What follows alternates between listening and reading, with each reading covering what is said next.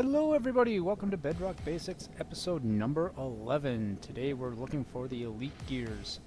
One of the key things to get netherite gear comes from an armor template. So here we have a bastion stronghold in the nether where you find these things. And this first bastion, I got nothing out of it but black stone.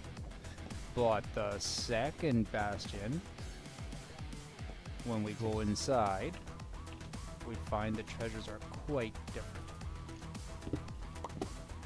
So are the monsters.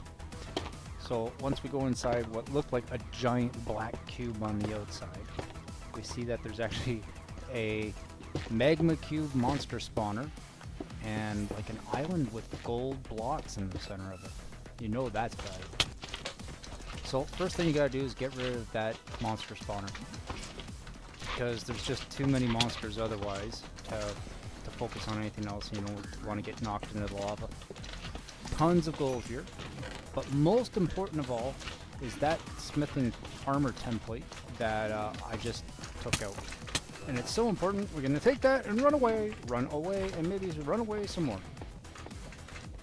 That is the #1 treasure we were after out of the bastion, because it's that armor smithing template that allows us to transform diamond gear into netherite. Now it has to be diamond gear, it can't be bows or shields, but because they don't have a classification of different kinds of minerals. So get that template home, and as soon as you can, replicate it. This template specifically requires an initial template that you're going to copy, a bunch of diamonds, and some netherrack. So there, make some more. Okay, and it's so important, maybe we'll make a couple more. That's my entire diamond supply there. And I'm just keeping enough diamonds to copy some cosmetic templates, which do not matter as much as the actual netherite one. The netherite one is substance, everything else is decorative. That being said, I do have enough diamonds to do both. So I will transform my gear into netherite versions of itself. They keep all their enchantments, but go up a classification. They become fireproof. If you drop them in fire, they're not going to be burnt up. And they give you resistance to knockback. And they look pretty cool. I recommend the Minecraft wiki to anybody with questions. And as you can see, you just research netherite or whatever item is currently on your interest list, and it gives you a full game write-up of what's known about the items and some details and all kinds of funky information.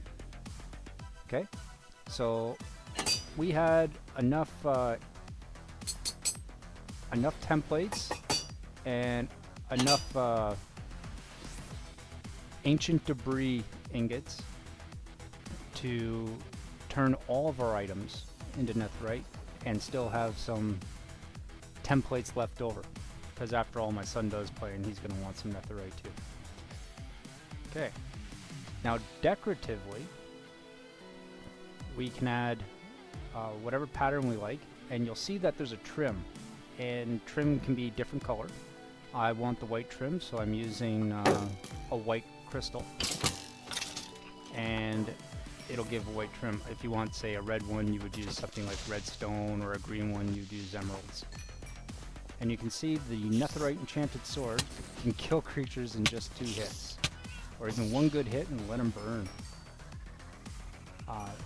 And even if there's a multitude of creatures, you can make pretty short work of them. 4 monsters? No problem. Give me the experience and the loot. Netherite's very powerful, and the armor looks pretty cool when it's trimmed up too. Okay, the last 2 items I'm going to need for the elite gear are both found in the end dimension. So go to the end where the dragon was defeated, and when the dragon was defeated, it activates a portal. You can see it's kind of squeezy to get in there, so you use an Eye of Ender to teleport yourself in. And you can see my position has changed by about 1,000 blocks. So the dragon killing point is at like 0, 0 in the center of the end dimension. And off in the distance, I saw an end city.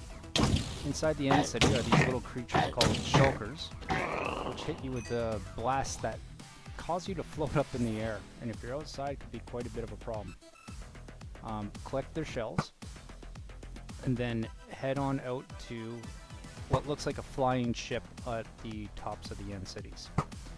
Because inside the flying ships is where you will find the last item, the ELYTRA. The ELYTRA is basically a chest armor substitute that gives you a pair of wings. I'm sure you've seen them on other streams and can look them up on the Minecraft wiki. But they will essentially let you glide or even fly if you have a couple of the correct items to augment them, such as fireworks or a trident with riptide. There are other streamers that have done all kinds of videos on that stuff. But essentially, you gotta come to the end to get the ELYTRA, or else none of it matters. Additionally, in the end dimension are a multitude of treasure chests with high-level treasure. Iron and diamond, and all nicely enchanted. So, once you're comfortable, and the dragon's beaten, it's not over yet. Come on back, and get your well-deserved loot. Inside of each of these shifts, you'll also find a brewing stand, which I don't need right now. And there it is. The ELYTRA's right at the back of the hold there. Just kill a couple of guards. And by guards, they're shulkers, so hopefully they drop shells for you. And there it is. Make sure you got inventory space for it, and take it. And you can see that in the chest, there's just an enchanted diamond sword. And in the other chest next to it, oh, just 3 enchanted diamond items and an enchanted iron sword. Like, outstanding loot. Outstanding. Mind you, at this point, you don't really need it too much, but it's still stellar loot. Okay, the last item I want to grab before leaving is a figurine of a dragon head that you find on the head of the flying ships. Now, you can see below is all void, and I don't want to risk the dragon head falling off. Like when you break the dragon head to knock it off the ship, and I don't want to risk it falling off into the void. So I'm just going to quickly build a little platform underneath it, so that wherever it falls, it's not going to be out of my reach.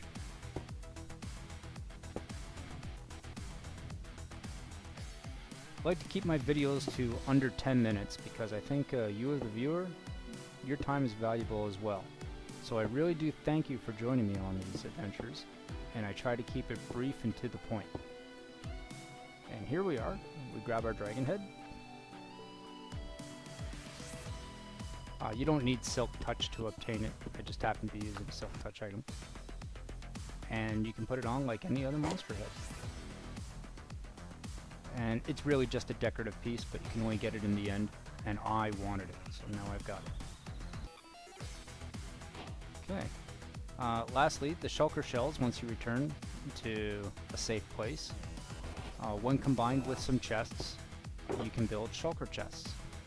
And the super important thing about shulker boxes are whatever you put into it stays in the box.